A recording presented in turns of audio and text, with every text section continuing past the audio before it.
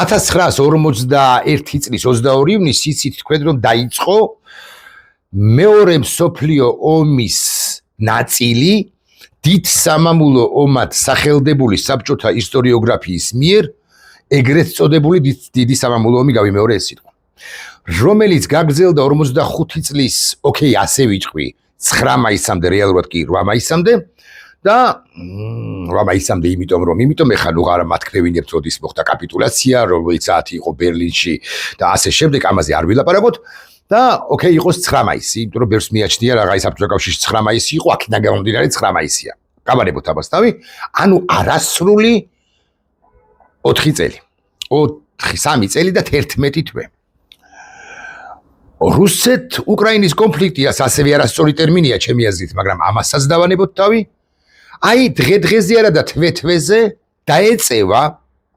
ხანგრძლივობით მეორე მსოფლიო ომის ნაწილად სახელდებულ დიდ სამამულო ომს რამდენიმე თვეში და შესაბამისად რამდენიმე თვეში რომ დაეწევა იქიდან 2-3 დღეში თუ მეორე დღეს გადაასწრებს კიდეც ხანგრძლივობით კიდევ 2 წელიწადი დაახლოებით ხო 2 არასრული წელიწადი რამდენადაც ხვდები რომ გაგრძელდეს ეს კონფლიქტი მე უკვე მოხსნის ბჭყალებში რეკორდს ბჭყალებში ეგრეთ წოდებული მეორე მსოფლიო ომისა რომელიც თავის მხრივ 39-ში დაიწყო და იცით თქვენ 45-ში ასევე სექტემბერში დასრულდა 22 ივნისს 1941 წლისა მოხდა რა აღმოსავლეთით გერმანია გადმოვიდა შეტევაზე და ოპერაციას ქვია თუ გახსოვთ თუ კარგად გახსოვთ ბარბაროსა რა ქალაქები დაეცა იმ ხანად 40-იანი წლების დასაწყისში საბჭოთა კავშირის საქალაქები აი სტალინმანც კი რომ ვერ შეინარჩუნა იცით თქვენ რომ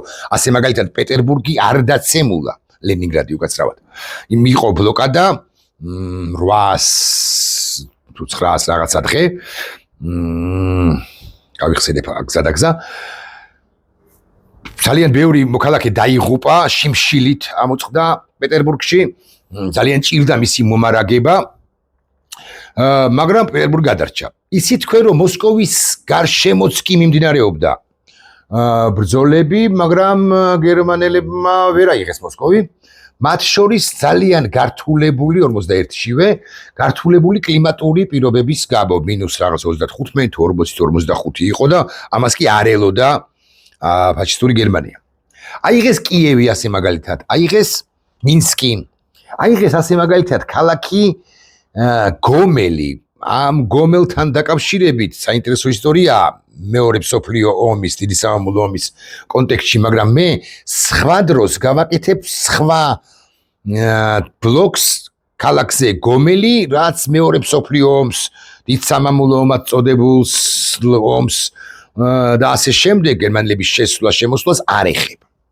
შეეხება ჩერნობილის 80-იან წლებში ჩერნობილის კატასტროფა რომ მოხდა ზუსტად იმ პერიოდში როგორ მოხდნენ ქართველი პატარა 12-13-14 წლის ახალგაზრდა წყალბურთელები სწორედ ქალაქ გომელში ზუსტად იმ დღეებში ანუ აპრილში როცა მოხდა ჩერნობილის კატასტროფა და როგორ მალავდა საბჭოთა კავშირი ჩერნობილის ამბავს და როგორ ჩატოვა მათ შორის ეს ბავშვები გომელში და რომ არა რამდენიმე მოქალაქის ერთის განსაკუთრებული ძალისხმევა და პატრიოტიზმი და რა ვიცი, ბევრი საქმის გაკეთება, ბევრი კარგი საქმის გაკეთება და ასე შემდეგ ის ბავშვები ვინ ისის კიდევ ბევრი დიდი ხანი ჩარჩებოდნენ იქ მეთქი, ისინი გადმოაფრინეს და რამდენიმე მათგანი აქ კურნალობდა კიდეც ეგრეთ წოდებულ ლეჩ კომბინატში.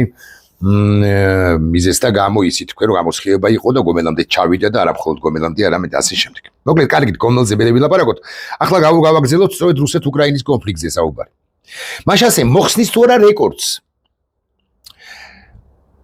ხანგრძლივობის თვალსაზრისით დაჯაბნის თუ არა რუსეთ-უკრაინის კონფლიქტი მეორე მსოფლიო ომის ნაწილ დიდ სამამულო ომს და ალბათ დაჯაბნის. რატომ? იმიტომ რომ პრეზიდენტ პუტინს, როდესაც მან მოისმინა და გულის ფანცქალით ელოდა ტრამპის განცხადებას, იცით თქვენ გვისაუბრე ამაზე, მოისმინა ტრამპის განცხადება იმის თაობაზე, რომ უკრაინას რასაკვირველია შეიარაღებენ, რასაკვირველია ნატოს გავლით მოხდება შეიარაღება უკრაინისა რასაკვირველია ნატო იყიდის ამ იარაღს იმ ვალდებულებით რომ გადასცეს პატრიოტების 12 თუ 17 ბატარეა სრულიად აღჭურვილი გერმანელები ცალკე მიდიან დანიელები და ნორვეგიელები ცალკე აძლევენ ცალკე რამ 17-ის ფარგლებში აძლევენ 12-17-ის ფარგლებში აძლევენ უკრაინას პატრიოტის სისტემებს ზელენსკი ძალიან გახარებული ეს არის ზელენსკი ეს ყველაფერი გავიგეთ მაგრამ პუტინი გახარებულია იმით ან გულდამშვიდებულია უფრო ზუსტად რო ვიყო იმით რომ 50 დღიანი ვადა მაინც მისცეს მას ერთგვარად და უთხრეს რომ ასე მაგალითად მეორადი ტიპის სანქციებს სხვა ქვეყნებზე დავაწესებთ სწორედ მაშინ თუ ასე იმ შემთხვევაში თუ პუტინი ამ 50 დღის განმავლობაში სამშვიდობო ინიციატივებს არ დათანხმდება. პუტინმა მიიღო ეს 50 დღე და მართალნი არიან ისინი, ვინც ამბობს ასე მაგალითად კიევის მერი კლიჩკო რომ ამ პერიოდს გამოიყენებს არა იმისთვის რომ მშვიდობისთვის მოემზადოსო, არამედ იმისთვის რომ კიდევ დამატებით ბომბოს უკრაინის ქალაქები და მათ შორის კიევი. ხოცოს ადამიანები. კლიჩკო არ არის ერთადერთი, ის მაინც ოფიციალური პირია, ექსპერტები უფრო და არა მხოლოდ უკრაინელები, რომლებიც განიცდიან ამ ყველაფერს, იმიტომ რომ უშუალოდ უკრაინაში არიან, მეტწილად კიევში ცხადია, ხო? უმრავლესობათგანი კიევში. არამედ ევროპელი, ამერიკელი, ტრამპის კრიტიკოსი ექსპერტები, მოდი ასე ვიტყვი, და მათ შორის რუსებიც, რომლებიც ემიგრაციაში არიან წასული, მათ შორის უმრავლეს შემთხვევაში შეერთებულ შტატებში, კრიტიკის ქარცეცხლში ატარებენ პრეზიდენტ ტრამპის ადმინისტრაციას რაღა საჭირო იყო ეს 50 დღე და ლოგიკურიც არის. თუ წინასწარ იცი რომ 50 დღეში არც არაფერი არ შეიცვლება, შენ პირი რომელიც ითხოვდი რომ ხვალვე შეწყდეს ეს ომი, ხალხის ხოცვა და კვირაში 5000 კაცი კვდებაო, 50 დღეში შესაბამისად რამდენი კვირა გამოდის? ხო? 7 ჯერ 7 59, ხო? ესე იგი 35000 ხო არ მეშლება მოდი შევიხდი. ხო 5000 გამრავლებული 7-ზე. ამდენია. 35 40000 კაცი კიდე უნდა მოკვდეს და თუ ამ სტატისტიკას გავყვებით და რაღაცო აძლევ ამ შანსს 40000 კაცის მკვლელობისა. ხო პრეზიდენტ პუტინს, შლეკ პრეზიდენტ პუტინს. მაგრამ რაღაცა ლოგიკა იმაში რომ ბოლოს შანსი მისცა მაინც ტრამპმა პუტინს ამაში რაღაცა ლოგიკა არის. იმიტომ რომ ამ 50 დღის განმავლობაში გულხელდაკრეფილნი ხო არ დაელოდებიან ეხა მოსკოვს. წინადადებებსაც გაუკეთებენ, კიდევ ერთხელ შესთავაზებენ, კიდევ ერთხელ დარწმუნდებიან იმაში რომ რუსეთი მთლიანად და მისი ლიდერები, ასაკვირველი და პირველ ყოვლისა ასაკვირველია ლიდერი პუტინი ცოტაზე მეტად შეშლილია, მას მართლა არ უნდა მშვიდობა როგორც ასეთი. მას მშვიდობა როგორც ასეთი რომ არ უნდა ამის დასტურია ინფორმაცია რომელიც გავრცელა როიტერსმა და რომლის თანახმადაც სამიწყარო ყავთ პუტინი არათუ არაპირებს ომის შეწყვეტას ამ 50 დღის განმავლობაში და დიდ სამშვიდობო შეთანხმებაზე ხელმოწერას არამედ ლაპარაკობს იმაზე რომ ეს 5 რეგიონი ხო დავიფყარიო ისე არ დაუპყრია ჩვენ შილო დარჩეს ხერსონის ნახევარი აქ დაპყრობილი ზაპოროჟიეს 70% 70% დონეცკის 90% დაახლოებით ლუხანსკის დაახლოებით 95% ყირიმით პრაქტიკულად მთლიანად მაგრამ კაი ოკეი 5 რეგიონი ხო დავიფყარი კიდევ 3-4 რეგიონი მინდაო რომელ რეგიონებზე ლაპარაკობს ხარკოვზე უთუოდ სუმიზე უთუოდ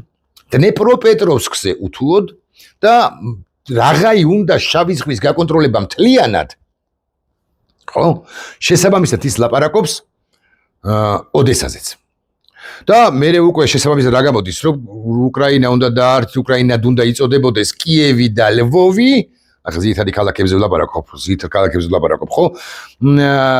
და ისიც ორივე და კიევი განსაკუთრებით ასაკვირველი უნდა იყოს მუდმივი ცეცხლის ქვეშ. რასაკვირველია, ვერ მიართმევენ ასე ვიტყვი პუტინს ამას, მაგრამ პუტინის ამბიციებზე ცითამხედეზე გესაუბრებით უფრო. ხოდა ეს 50 დღე პუტინს ამ 50 დღის განმავლობაში უნდა რომ ისეთი იერიშები მიიტანოს განსაკუთრებით დონბასის მიმართულებით, ზაპოროჟიეს მიმართულებით ასევე. რომ მთლიანად გაწმინდოს თავისი მისივე სიტყვებია გაწმინდოს ეს უკრაინელი ნეონაცისტებისაგან. პირველადი საფუძვლები პირველაჩალნეი პრიჩინი სწორედ თარგმანია საფუძვლები არ არის აღმოფხრილიო ამბობს პუტინი ამომთან დაკავშირებით და ვიდრე პირველადი საფუძვლები არ იქნება აღმოფხრილიო მანამდე მე ომს არ შევწყვეტო აქედან გამომდინარე ვარაუდობ მე და არა მხოლოდ მე რომ ეს ომი ერთი წელი კი არა, რამდენიმე თვე კი არა, ერთი წელი კი არა, შეიძლება 3 წელიც გაგრძელდეს და 5 წელიც კი, ვინ ვის როდის როგორ გამოფიტავს. აი აქ არის ერთი ძაღლის თავი დამარხული. ვინ ვის როდის რატომ როგორ გამოფიტავს. დასავლეთი ტრამპის პირობებში და ტრამპის გარეშეც კი, მათ შორის აზრზე მოსული ევროპა ჩანს ვერასოდეს და ეს ძალიან კარგია, რასაკვირველია, ვერასოდეს შეეგუება იმას, რომ უკრაინა, რომელიც არ არის ნატოს წევრი, მაგრამ მაინც დასავლეთის ნაწილია, დასავლეთის აღმოსავლეთ ფრონტის, აღმოსავლეთ ნაწილი, ფრონტის ფორპოსტია და იცავს შედარებით დასავლეთის ნაწილს, დასავლეთისა რუსული აგრესიისაგან, დასავლეთი ევროპა ამ შემთხვევაში ვერ შეეგუება, ვერასდიდებით ვერ შეეგუება იმას, რომ უკრაინა დამარცხდეს და თუნდაც 5 რეგიონი, 7 რეგიონი, 9 რეგიონი, 3 რეგიონი წაიღოს რუსეთმა და ამით ისე მომძლავრდეს, რომ ხვალზე გმონდეს, სწორედაც რომ იერიშის მიტანა, შეტევების მიტანა, სწორედაც რომ ევროპის აღმოსავლეთ ნაწილზე, ლიეტვაზე, ლატვიაზე, ესტონეთზე, პოლონეთზე და ვინ იცის კიდევ რომელ სახელმწიფოზე. ამიტომ მოვილაპარაკოთ, რომ დასავლეთი სულ რომ ძალიან გაუჭირდეს ამ ეგზისტენციურ საფრთხეს. გრძნობს. ამის დასტურია ის, რომ გერმანიის მთავრობიდან უკვე ღიად ისმის და კარგახანია ისმის, განსაკუთრებით მერცის მოსვლის შემდეგ, მაგრამ აი ბოლო პერიოდია განსაკუთრებით ხშირად ისმის ასეთი მესიჯები, რომ ჩვენ გერმანელები ჯარისკაცებს გავაგზავნით და რუსების ხოცვას დავაწყებინებთ, ზმნასაც ხო მნიშვნელობა აქვს.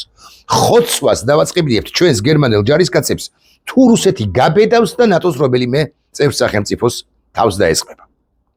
ამის ნათელი დასტურია, რომ ძალიან დიდი მნიშვნელობა აქვს მართლა ამ ვორდინგს ტრამპმა მერე კი ცოტა დააკორექტირა, მე არ მithქვამს ზელენსკისთვის, მაინც და მაინც არ მომიწოდებია, რომ პეტერბურგი და მოსკოვი დაბომბოს უკრაინამ, მაგრამ თავდაპირველად ხომ ესენ მოდი მაინც ეს თქვა, ნახევრად ხუმრობით უთხრა ამგვარი რამ პრეზიდენტ ზელენსკი მოსკოვს, უკაცრავად პეტერბურგს დაბომბავთ პაუზის გარეშე, მოსკოვსაც პრეზიდენტმა ზელენსკიმ გასცა ადეკვატური პასუხი, რასაკვირველია თუ შეიარაღება იქნება და ამის შესაძლებლობა გექნება, აბა რას ვიზამთ. არა, ტრამპმა მერე გაასწორა, კვლავ ვიმეორებდა ტრამპის პრეზიდენტმა დაადასტურა, რომ ეს ნამდვილად კითხა ტრამპმა ზელენსკის ოღონდ ისიც დაამატა, რომ იმიტომ კი არ კითხავა, რომ მაინც და მაინც მოუწოდა, არამედ უბრალოდ ესე სიტყვა მოიტანაო, ლაპარაკში ახსენაო. მაგრამ აქაც მნიშვნელობა აქვს პრინციპში ესე, ვინ გაბედავდა ამას ასე მაგალითად 2 წლის წინ, 2.5 წლის წლინახევრის წინ, თუნდაც პრეზიდენტ ტრამპის მეორე კადენციის დასაწყისში იანვარ-თებერვალ-მარტში, ვინ წარმოთქვამდა ამ წინადადებას, თუნდაც ნახევრად ხუმრობით, ნახევრად ხუმრობაშიც არის სიმართლის ნასახი. ახლა მე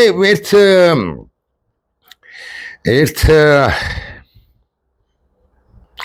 ამბავსაც გიამბობ. ტრამპს თუ რომელიმე ქვეყნის ლიდერთან აქვს კარგი ურთიერთობა, იცით თქვენ, რომ ეს არის ალექსანდრ სტუბი, ფინეთის ლიდერი, ფინეთის პრეზიდენტი, იმ ფინეთისა, რომელიც სულაც არ ფიქრობდა ამ 4 წლის წინ ჩრდილოატლანტიკურ ალიანსში გაწევრიანებას. აი რატო ვამბობ იცით, რომ ჩვენს ბოლოც რასაკვირველია, ჩვენი ადგილიც რასაკვირველია ჩრდილოატლანტიკურ ალიანსშია. ჩვენი დღევანდელი ხელისუფლება წოდებული ბანდა სულაც არ ფიქრობს საქართველოს გაწევრიანებას ნატოში, მაგრამ როგორც კი გეოპოლიტიკურ, გეოსტრატეგიულად შეიცვლება ყველაფერი და შავ ზღვაში დამკვიდრდებიან ამერიკელები და რუსეთი ისე მოსუსტდება, რომ მას პასუხის გაცემის შესაძლებლობა არ ექნება, საქართველოს მოდი ასე ვიტყვი, მოჰკიდებენ ხელს და სულ რო გააფარჩხანოს, გააფარჩაკოს, არა, გააფარჩხანოს, თუ გააფარჩხანოს, როგორ არის ეს ნა ივანიშვილმა ფეხები, თუმცა სად იქნება ივანიშვილი ამ დროს ასაკვირველი არ იქნება, მაგრამ მაინც მოკლედ ნებისმიერმა ხელისუფალმა ფეხები ჩასვამენ ნატოში, იმიტომ რომ შავი ზღვა უნდა იქცეს ნატოს ზღვად და ასეც არის დეკლარირებული. მოკლედ აი ეს ლიდერი ფინეთისა სტუბი ამბობს, რომ რუსეთს განსაკუთრებით კი პუტინს მხოლოდ ძალის ენისა ესმისო. და თუ ომის დამთავრება გვინდა და ევროპა უნდა იყოს მილიტარიზირებული, ხოლო რუსეთზე თუ ომის დამთავრება გვინდა, ევროპა უნდა იყოს მილიტარიზირებული და რუსეთზე კი წნეხი უნდა გაძლიერდესო. ეს არ არის მხოლოდ ომი უკრაინის წინააღმდეგ. არამედ ესაა ომის საერთაშორისო წესრიგის რღვევისაკენ მიმართული და მართლაც ასეა. მოდი ამაზე დაახლოებით 2 წუთი გავჩერდებით თქვენის დებატში. ერთ წამს წარმოვიდგინოთ, რომ ომი გრძელდება და არ სრულდება და ევროპა და ამერიკა იცავენ უკრაინას და რასაკვირველია რუსეთი ვერ აღწევს თავის მიზნებს, მაგრამ რუსეთსაც ყოფნის ძალა ისე მაგას რა უთხარი რომ 2-3 წელიწადში ის პრაქტიკულად ჩამოიქცევა, მაგრამ მაინც წარმოვიდგინოთ რომ ყოფნის ძალა ავიღოთ ნებისმიერი რაოდენობის წელი, ასე მაგალითად 5 წელი კიდევ გააგრძელოს და რომელიღაც ეტაპზე ევროპაში მოდიან კოლაბორანტები, რუსეთთან დაწოლის მსურველები, შეერთებულ შტატებში ოყიან გაღმაც მოდის პირი, რომელიც ამბობს, რომ ომი უნდა დამთავრდეს დღესვე რუსეთის სასარგებლოდ და რუსეთი მართლაც იმარჯვებს ამ ომში, აღარ შეიარაღება მიეწოდება უკრაინას, უკრაინელებიც აღარ არიან ცოცხალნი, აღარ არიან პრაქტიკულად და ასე შემდეგ და დასრულდა ომის რუსეთის სასარგებლოდ. რა ხდება მერე? ეს ნიშნავს იმას, რომ უკლებლივ ყველას, ვისაც რამ ტერიტორიული პრეტენზია აქვს სხვასთან, რამ ოღონდ აქვს ძალა, დაიწყებს ამ საერთაშორისო დღის დამკვიდრებული მე-20 საუკუნის მაინც ასე ვიტყვი მეორე მსოფლიო ომი და დამკვიდრებული საერთაშორისო წრის დღის წესრიგის მორღვევას. ისედაც ირღვევა ხოლმე განა არა, მაგრამ ეს უკვე იქნება ერთგვარად წვანემიცემული, ნებადართული მორღვევა. არ ვლაპარაკობ ჩინეთსა და ტაივანზე. სხვა რეგიონებზე ვლაპარაკობ, ნახევარი აფრიკის უტრირებულად ცხადია, აფრიკის მეორე სახელმწიფოს გადაეკიდება. ცენტრალურ აზიაშიც კი და ახლო აღმოსავლეთზე რო აღარაფერი ვთქვა, იქ იქნება ომი ომზე და თუ რუსეთს ქონდა ამ ყველაფრის უფლება, მე რატომ არ მაქვსო იტყვის ვინმე. იგივე თუნდაც დემოკრატიული სამყაროდან, რატომ არ ექნება იაპონიას რუსეთზე იერიშის მიტანის შესაძლებლობა, მე თუ მკითხავ, ისედაც ეკუთვნის მას კუნძულები, მაგრამ ახლა მოცემულ ეტაპზე ხო ეს მშვიდობაა, ახლა ხომ კონვენციურ ომში არ არიან ჩართულნი, ფინეთსაც ექნება, კი ნათქვა მიაქვს ფინეთს, რომ აღარ მინდა მე კარელიაო, მაგრამ საბოლოო ჯამში ჩვენში რომ დარჩეს, ხო დაპყრობილი აქვს რუსეთს ეს კარელია და ფინეთმა რომ გაისეირნოს და რუსეთს ძალა დაახარჯინოს კარელიის მიმართულებით, ანუ რაც ფინეთის იყო თავის დროზე და რაც წაღლიტა რუსეთმა, საბჭოთა რუსეთმა, რა პრობლემა იქნება. მოკლედ, ანუ აირევა მონასტერი მეთქი, არა, შუაგულ ევროპაში ალბათ ბელგია და ნიდერლანდები ერთმანეთს არ დააყარიან უკაცრავად ზმისთვის, მაგრამ ფინეთის იქნება დააყარონ კიდეც და არა მხოლოდ ბელგიამ და ნიდერლანდებმა, არამედ ბრიტანეთში ნახეთრეები მოხდება და ავტონომიების რესპუბლიკა, ავტონომიების სახელმწიფო ესპანეთში. არა, ასე არ მოხდება, მაგრამ დღის წესრიგის მორღვევაზე ვლაპარაკობ. სტუბიც ამაზე ამახვირებს ყურადღებას, ამბობს რა რომ ეს არ არის მხოლოდ ომი უკრაინის წინააღმდეგ, არამედ ესაა ომი საერთაშორისო წესრიგის რღვევისკენ მიმართული, სადაც რუსეთის გამარჯვების შემთხვევაში ძალა იქნება ერთადერთი და უკანასკნელი და დაპყრობითი ომები დაბრუნდება. ფინეთის პრეზიდენტი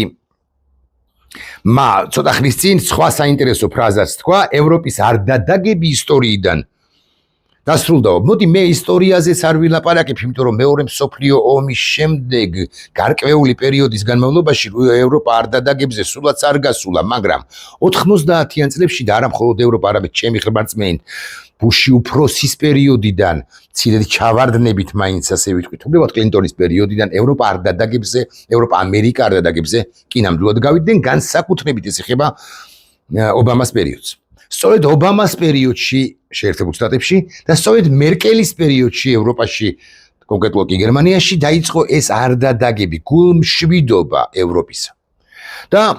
და ამ გულმშვიდობამ განაპირობა და რუსეთისთვის მეტი და მეტი შანსის მიცემამ განაპირობა რუსეთის როგორც ბოროტების ღერძის კიდევ ერთხელ გააგრესიულება და მისი გაიმპერიულობა და ელცინის, რომელიც დემოკრატია იყო, მაგრამ მაინც ეპოქაც პერიოდით სრულდება და მოდის ეს შლეგი ამბიციებ მოძალებული ტანმორჩილი, არა, დისკრედიტაციას არ ვახდები მისი ტანის მორჩილებისა და გამო, ტანმორჩილობისა გამო, არა, უბრალოდ მართლა ტანმორჩილი, ამის გამო კომპლექსებით გაჟღენთილი პრეზიდენტი პუტინი. მოკლედ, რისი თქმა მინდა იმის თქმა, რომ რუსეთ-უკრაინის ომი გადააჭარბებს ხანგრძლივობით მეორე მსოფლიო ომის ნაწილ დიდ სამამულო ომს. დიდ სამამულო ომს და ახლა უნდა ვახსენო ერთი კაცი, რომელიც თუ არ ვცდები, მე მიხსენებია და დამესიენ სტალინისტები საბჭოთა კავშირს რომ ისტიროდნენ ისინი და ანტიხიტლერისტებიც, ანტიხიტლერისტი ვინ არ არის, რასაკვირველია, ლეგიტიმურადაც. მე უნდა ვახსენო გენერალი ასეთი შალვა მაღლაკელიძე, რომელიც დემოკრატიული რესპუბლიკის დროს იყო ჩვენთან, მსახურობდა ჩვენთან, იბრძოდა ჩვენთან, ანუ საქართველოში, მაგრამ მე წავიდა და მე უკვე იყო გერმანიის შეიარაღებულ ძალებში და ქართული ლეგიონი დაარსა მან და იქ ერთი ცნობით ძალიან ბევრი რაოდენობას არ ვიტყვი შეგნებულად, იმიტომ რომ არ არის დაზუსტებული, მოკლედ ძალიან ბევრი 1000 მოდი ასე ვიტყვი ქართველი მსახურობდა ამ ქართულ ლეგიონში, რომლის ერთადერთი მიზანი იყო, პარები ვიტყვი, რომ გაენთავისუფლებინა კავკასია ზოგადად და კონკრეტულად კი საქართველო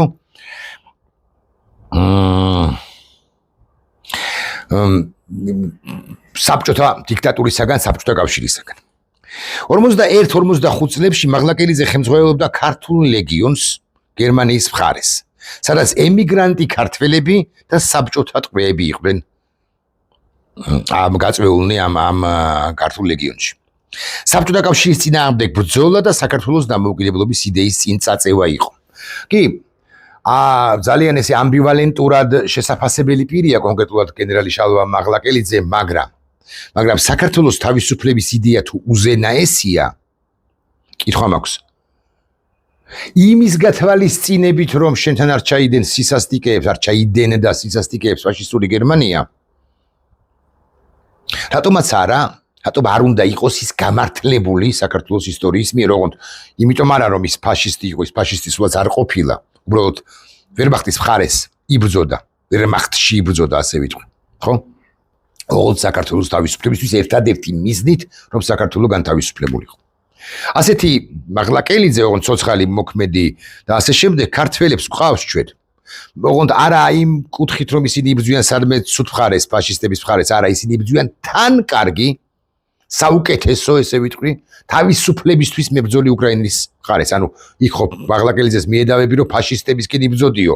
ესენი, ვინ ჩვენ გვყავს, იბრძვიან თავისუფალი უკრაინისთვის, უკრაინის შეიარაღებულ ძალებში. და ჩამოყალიბებული აქვს მათ შორის ქართული ლეგიონი. ამ შემთხვევაში ბატონ მამულაშვილს, ბატონ ხოფერიას და სხვებს ათასობით ქართველს არ გულისხმობ მხოლოდ, არამედ საერთოდ ქართული ლეგიონი დავარქვი ამ შემთხვევაში, არა მხოლოდ ამ შენაერთს, არამედ ყველას, ვინც სხვადასხვა კონკრეტულ დაჯგუფებაშია, ან ინდივიდუალურად არის გაწვეული და მონაწილეობს ამ საბრძოლო მოქმედებებში რუსეთის წინააღმდეგ. ასეთი მებრძოლები ჩვენ გვყავს ფრონტის ხაზზე, ახლა მეთქი ამის თქმა მინდა.